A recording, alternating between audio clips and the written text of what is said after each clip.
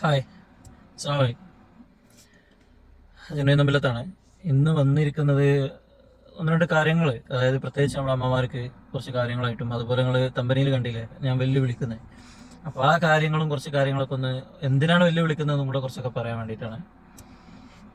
അപ്പോൾ നമ്മുടെ കുട്ടികളുടെ പുസ്തകം, എത്തിയും കുട്ടികളുടെ കാര്യങ്ങളൊക്കെ ആയിട്ട് നല്ല രീതിക്ക് തന്നെ മുന്നോട്ട് പോകുന്നുണ്ട്. ഒരുപാട് സന്തോഷം, ഒരുപാട് ആളുകൾ സഹായിക്കുന്നുണ്ട്.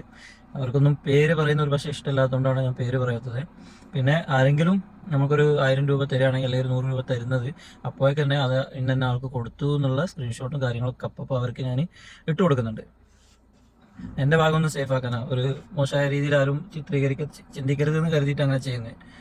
പിന്നെ അതുപോലെ നമുക്ക് മോങ്ങത്തുന്ന ഒരു സഹോദരന് ഒരു 200ഓളം പാവപ്പെട്ട കുട്ടികൾക്ക് കൊടുക്കാനുള്ള ഷാൾ എത്തിച്ചേരാന്ന് പറഞ്ഞിട്ടുണ്ട്. ഷാളില്ലേ ലേഡീസിൻ്റെ, അത് എത്തിച്ചേരാന്ന് പറഞ്ഞിട്ടുണ്ട്. അതുപോലെ അദ്ദേഹം തന്നെ അവരുടെ മക്കൾക്ക് മേടിച്ചപ്പോൾ കുറച്ച് 200 പേജിൻ്റെ കുറച്ച് പുസ്തകങ്ങൾ മേടിച്ചിട്ടുണ്ട്. അതുപോലും കിട്ടാത്ത ആളുകൾ ഇപ്പോഴും വെയിറ്റിങ്ങിലുണ്ട്. അപ്പോൾ അവർക്ക് നമ്മളത് പോസ്റ്റ് വഴിയോ എങ്ങനെ വെച്ചാൽ ഞാൻ എത്തിച്ചു കൊടുക്കാന്ന് പറഞ്ഞിട്ടുണ്ട്. അതൊക്കെ ഒരുപാട് സന്തോഷം. പിന്നെ ദിയ ഫാത്തിമൻ്റെ പുതിയ അപ്ഡേറ്റ് എന്ന് പറയുന്നത് ഇന്ന് രാവിലെ സ്റ്റേഷനിൽ വിളിച്ചിരുന്നു, അന്വേഷണ ഉദ്യോഗസ്ഥരെ വിളിച്ചിരുന്നു. അപ്പോൾ നമുക്കൊരു പോസിറ്റീവായിട്ടുള്ള കുറച്ച് കാര്യങ്ങളാണ് കിട്ടിക്കഴിഞ്ഞ് അവിടുന്ന് കിട്ടിയത്. ഇൻഷാ അല്ലാഹ് നല്ലതിനായിരിക്കും. പോലീസ് ഇല്ലാതെ നമുക്കൊന്നും ചെയ്യാൻ പറ്റില്ല ഈ വിഷയത്തിൽ.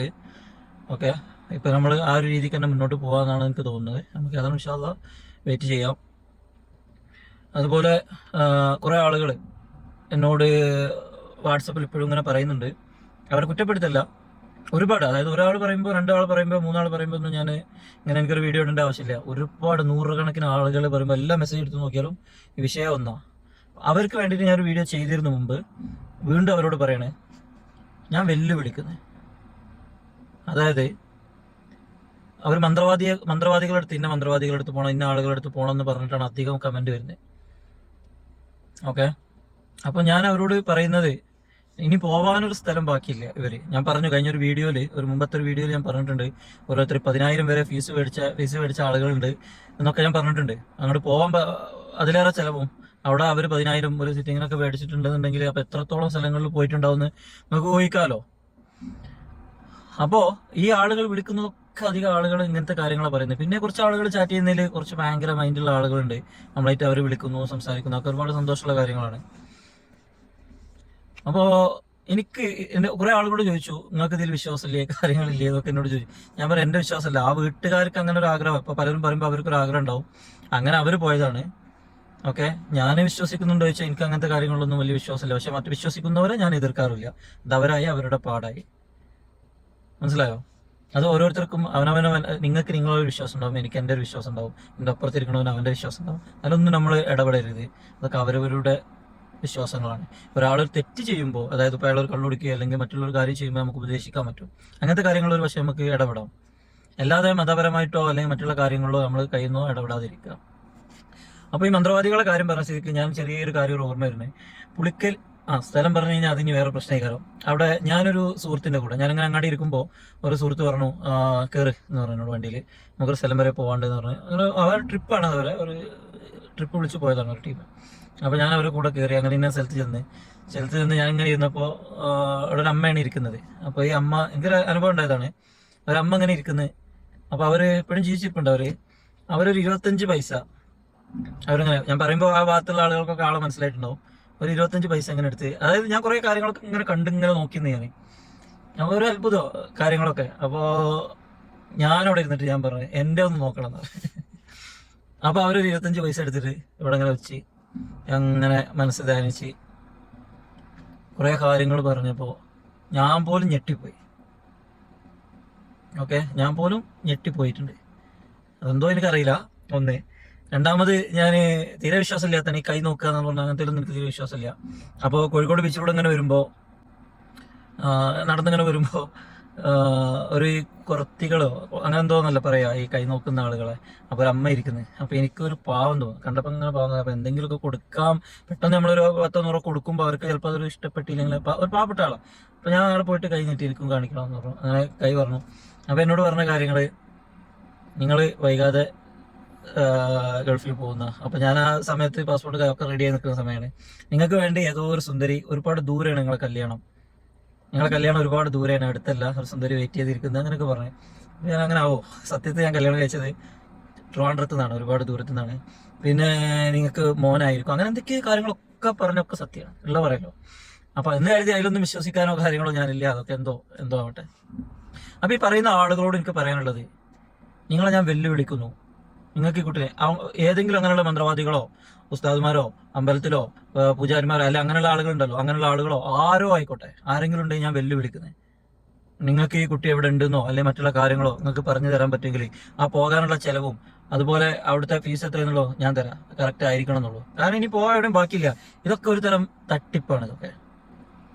ഇതൊക്കെ ഒരു തരം തട്ടിപ്പ്. അവര് മാല കളവ് പോയി കഴിഞ്ഞാൽ അവിടെ പോകുന്നു, ഉസ്താദ് പറയും അതൊക്കെ അങ്ങനെ ഇങ്ങനത്തെ ഒരുപാട് തട്ടിപ്പുകളില് നമ്മളീ പാവ അമ്മമാരൊക്കെ പോയി പെടുന്നതൊക്കെ കാണുമ്പോൾ ഒരുപാട് സഹതാപം തോന്നുന്നു.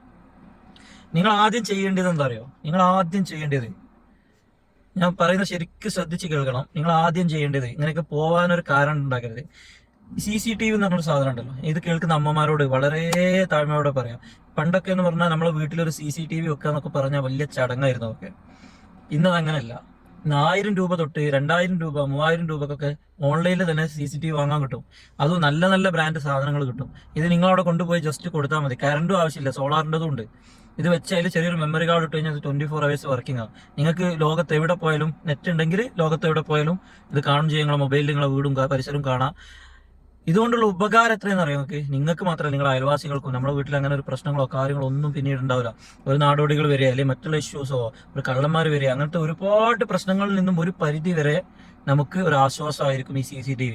അപ്പൊ നിങ്ങൾ ഇപ്പൊ അധികം വീടുകളിൽ ഈ സാധനം ഇല്ല. 1000 രൂപ നമ്മൾ റീചാർജ് ചെയ്യുന്ന രണ്ട് നേരം റീചാർജ് ചെയ്യുന്ന പൈസ വരുന്നുള്ളൂ. ഓൺലൈനിൽ നിന്ന് തന്നെ മക്കളെ കൊണ്ടൊക്കെ അത് വാങ്ങിച്ച് ദയവ് ചെയ്ത് വെക്കി. കാരണം ഞാനത് പറയാനുള്ള കാരണം എന്താ വെച്ചാൽ, ഞാനും നിങ്ങളെപ്പോലെ തന്നെ ആയിരുന്നു. ഈ ഒരു കുട്ടികളെ തട്ടിക്കൊണ്ടുള്ള വാർത്ത അവിടെ കേൾക്കും ഇവിടെ കേൾക്കുന്നൊക്കെ. അപ്പൊ ഇതിൽ ആഴ്ന്നിറങ്ങി ഇതിനെക്കുറിച്ച് പഠിച്ചപ്പോൾ സത്യം പറയുകയാണെങ്കിൽ എനിക്ക് ഓരോ ദിവസം ഭയമാണ്.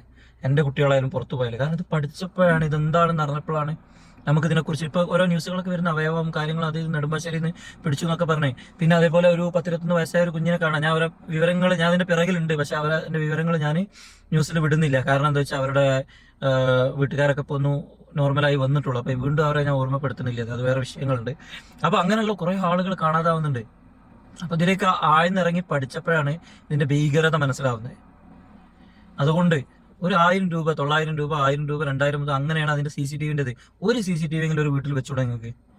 അത് നിങ്ങൾക്ക് ഇന്നല്ലെങ്കിൽ ഭാവിയിലേക്കൊക്കെ ഒരുപാട് നിങ്ങളെ മക്കൾക്കും വേണ്ടിയിട്ട് നിങ്ങൾക്കൊരു സമാധാനം ഉറപ്പായിട്ടും. അത് ഒരിക്കലും ആ ഒരു 1000 നമ്മൾ ജീവിതത്തിൽ പല കാര്യത്തിനും കാശ് നമ്മൾ ചെലവാക്കുന്നുണ്ട്. അപ്പോൾ ഇത് ഒരിക്കലും നിങ്ങൾക്ക് പാഴാവില്ല. ഓക്കെ, ഒരിക്കലും പാഴാവില്ല. അപ്പൊ ഇത് കൊണ്ടുവന്ന് ഫിറ്റ് ചെയ്യാനും വലിയ സംഭവമൊന്നുമില്ല. നേരെ എടുത്ത് ചാർജ് കൊടുത്ത് നേരെ വെച്ച് കഴിഞ്ഞാൽ മതി. അവിടെ ജസ്റ്റ് ഫിറ്റ് ചെയ്താൽ എല്ലാ സാധനം ഇതിലുണ്ടാവും. ഒരു 1000-2000 രൂപേന്റെ ഉള്ളിൽ നല്ല സാധനം കിട്ടും. ഓക്കെ, ഞാനിപ്പോൾ ഇവിടെ വെച്ചിട്ടുണ്ട്. അതേപോലെ എല്ലാവരും ശ്രദ്ധിച്ച് ഈ ഒരു CCTV ഒരു പരിധി വരെ നമുക്ക് ഇങ്ങനത്തെ പ്രശ്നങ്ങളൊക്കെ കുറക്കാൻ പറ്റും. അപ്പോൾ എല്ലാ ചേട്ടന്മാരോടും കാക്കന്മാരോടൊക്കെ എനിക്ക് പറയാനുള്ളത്, ഈ മന്ത്രവാദത്തിന്റെ കാര്യങ്ങൾ നിങ്ങളുടെ അടുത്ത് അത്ര എനിക്ക് വിശ്വാസമുള്ള ആളുകളുണ്ടെങ്കിൽ നിങ്ങൾ പോയിക്കോ. നിങ്ങളെ വണ്ടിക്കൂലി ചെലവ് കാര്യങ്ങളൊക്കെ ഞാൻ തരാം. പക്ഷെ നമുക്ക് കാര്യങ്ങൾ അതാ ഞാൻ പറഞ്ഞ വെല്ലുവിളിക്കുന്നു. നിങ്ങൾക്ക് അങ്ങനെ ഒരാളെ കൊണ്ടും പറയാനോ പറഞ്ഞു തരാനോ കഴിയില്ല. ഞാൻ 100% അടിവരട്ട് പറയുന്നു. അങ്ങനെ ഒരാളെ നിങ്ങൾ കൊണ്ടുപോവാ, നമ്മൾ നിങ്ങളൊക്കെ പറയുമ്പോൾ അവിടെ പോയി ഇവിടെ പോയി എന്ന് പറഞ്ഞപ്പോൾ ഇപ്പോൾ ഒരു 3-4 സ്ഥലത്ത് പോയി ലാസ്റ്റ് ഒരു കാര്യമില്ല. അതുകൊണ്ട് അത് ഞാൻ വീണ്ടും പറയുന്നത്. അപ്പം ഇതിലൊന്നും ഒരു വിശ്വസിച്ച് അവരൊക്കെ കാശ് കെട്ടാനോ അല്ലെങ്കിൽ മറ്റുള്ള കാര്യങ്ങൾ. അപ്പം നിങ്ങൾ പറയും അയാൾ കാശൊന്നും വാങ്ങുന്നില്ല. അങ്ങനെ ഒരാളുണ്ടായിരുന്നു, അയാൾ ചെന്നപ്പോൾ പൈസ ഒന്നും മേടിച്ചില്ല. അപ്പം നമ്മൾ വിചാരിച്ചു പൈസ ഒന്നും മേടിക്കാതെ പാവം ഇരിക്കുന്നത്. 1, 2, മൂന്നാമത്തേനാണ് ഇന്ന സാധനത്തിന് ഇത്ര എന്ന് പറഞ്ഞിട്ട് വലിയൊരു ബില്ല് വന്നത്. അപ്പൊ അതൊക്കെ ഒരു ചൂഷണമാണ് അതൊക്കെ. അപ്പൊ അങ്ങനത്തെ കാര്യങ്ങളിലൊന്നും ദയവേത് നിങ്ങൾക്ക് പോവാം. എന്താ വേണ്ടത്? ഇനി ആ വീട്ടുകാരെ വരാം, പക്ഷെ അതിലൊരു കാര്യം ഉണ്ടാവണം. അല്ല ചുമ്മാ അങ്ങനെ ഇങ്ങനെ പോയിട്ട് കാര്യമില്ല. ആരെ കൊണ്ടും അത് കഴിയൂല. പടച്ചവനല്ലാതെ ഒരാളെ കൊണ്ടും ഇന്ന സ്ഥലത്ത് ഉണ്ട്, ആ കുട്ടി ഇന്നതുണ്ട് എന്ന് കണ്ടെത്താൻ പറ്റൂല എന്ന് വിശ്വസിക്കുന്ന ഒരാളാണ് ഞാൻ. നിങ്ങളെല്ലാവരും പ്രാർത്ഥിക്കുന്നുണ്ട്, തഹജ്ജുദ് നിസ്കരിക്കുന്നത്, പിന്നെ നോമ്പ് നിൽക്കുന്നെന്ന് പറയുന്നത് നിങ്ങളെല്ലാ കമന്റുകളും ഞാൻ വായിക്കുന്നുണ്ട്. ഒരുപാട് അമ്മമാർ വേറെ പ്രാർത്ഥനയിലുണ്ട്. ഇവരുടെയൊക്കെ പ്രാർത്ഥന അതാണ് നമ്മുടെ ബലം. ആ പ്രാർത്ഥന മതി, ആ കുഞ്ഞിനെ കണ്ടെത്തും. യാ ഫാത്തിമന്റെ ഓരോ അപ്ഡേറ്റിനും വേണ്ടിയിട്ട് കാത്തിരിക്കുന്നവരോട് ഞാനൊരു കാര്യം എനിക്ക് പറയാനുള്ളൂ. ഞാൻ ഒരു ചെറിയൊരു കാര്യം പറയുള്ളൂ, നിങ്ങൾ ബാക്കി അതിൽ നിന്ന് ഊഹിച്ചാൽ മതി. കള്ളൻ കപ്പലിൽ തന്നെ. ഓക്കെ, നിങ്ങൾ അത്ര മനസ്സിലാക്കിയാൽ മതി. ഇപ്പോൾ ഏതായാലും ഇൻഷാ അല്ലാഹ് ഗുഡ് നൈറ്റ്.